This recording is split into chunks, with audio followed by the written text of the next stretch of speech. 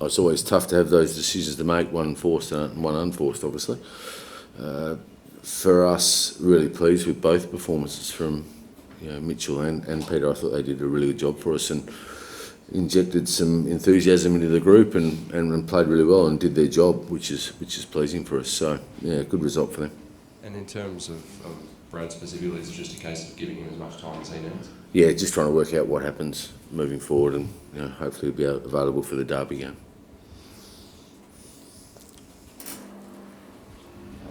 Dean? Chris? Just asking another one on that subject, on the Haddin sort of nil subject. I mean, if Brad is available, does that now create a sort of difficult situation? Because Peter played so well in this test match. Oh, selecting's always difficult. So Rodney and I have to sit down and work out which way we go end of the day. But let's get Brad back playing cricket first before we get across that bridge, if that makes sense. Dean? With the gap between test matches, a bit more time for you to enjoy your win and a bit more time for England to think about their defeat. Who do you think that gap will suit going into the Edgbaston match? God, that's a long way off, Edgbaston. Just getting through today at the moment, mate, with a few beers. What are we going to do? Yeah, sponsored beers, of course. For us, we'll go to Derby. Obviously, some of the guys will stay back, which Hutch will update you as soon as we select that side and working out who goes to Derby. End of the day, we'll meet at Edgbaston and get prepared as we normally would for any test match, whether we're home or abroad. So the break is good for both sides, I'd imagine. They've had back-to-back test matches, albeit they've only been 4 days, but it's nice to have a relaxing week in a friendly county atmosphere, so it'll be good for us.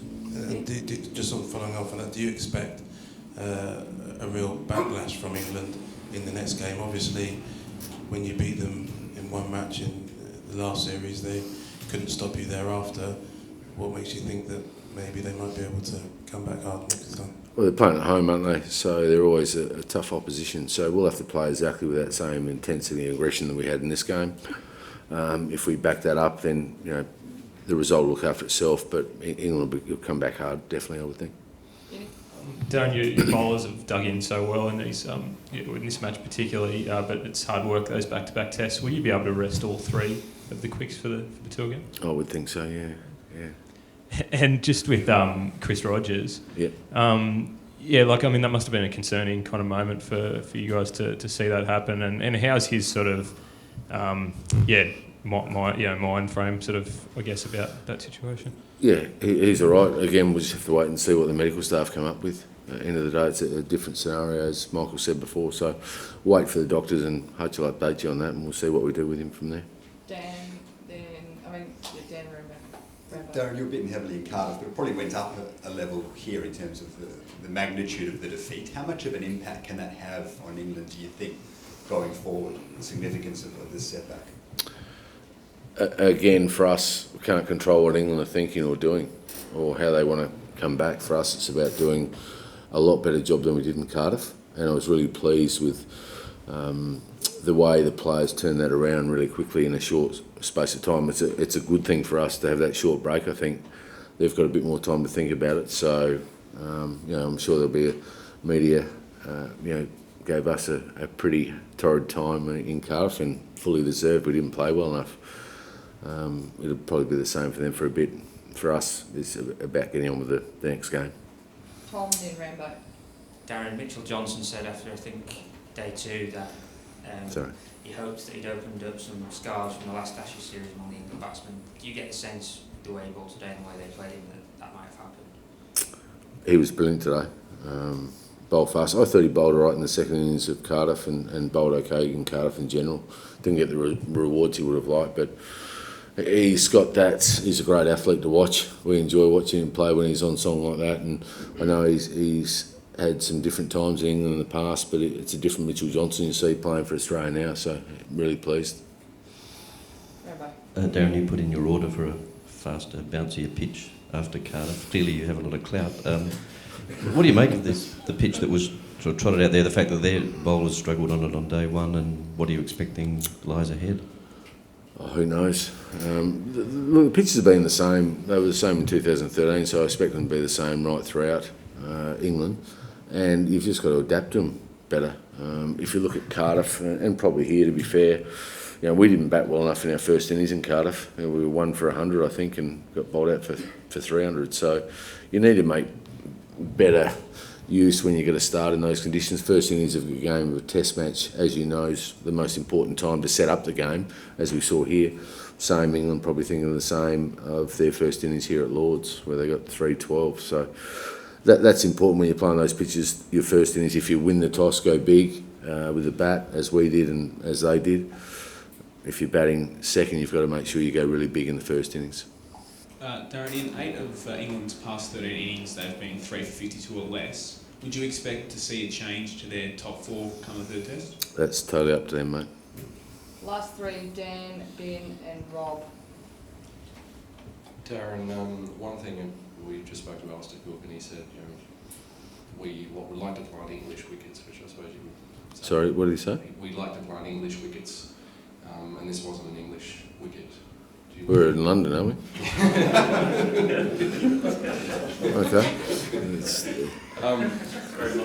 Yeah, okay. Lords, Taking from that, would you expect surfaces that'll be a bit more sporting, perhaps, than the remainder of the series, i.e. doing a bit more?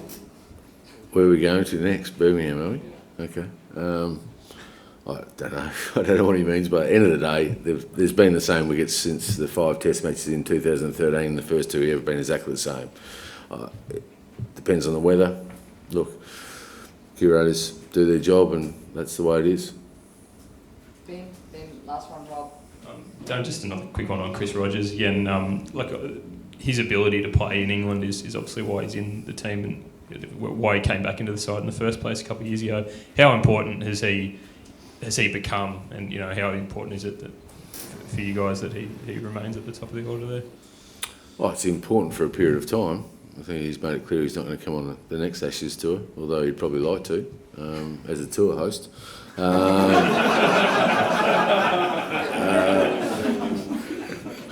Sorry, Hutch.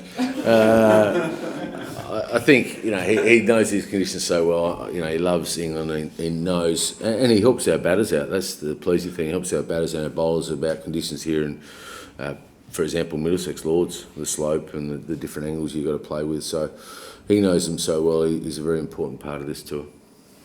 Rob, last one. You've already spoken a fair bit about Mitch Johnson, but the way Stark and Hazelwood bowled in this game, do you think they have a mental edge over some of the English batsmen? I think our whole bowling group were fantastic, even Mitchell Marsh, and I think Nathan Lyon bowled beautifully as well today and first innings. So the whole bowling unit got us 20 wickets again, and we've done that for the last, I don't even know how many test matches now, but certainly the last 4. They keep finding a way to get 20 wickets, and that's really important when you're trying to win test matches all the time. For us, that's a big thing in any cricket game, whether it's one-day cricket or test match cricket. Watch every Ashes moment live. And this is like the days of Lillian Thompson. Oh, how about it? How about it? Buy your live pass at cricket.com.au/subscribe.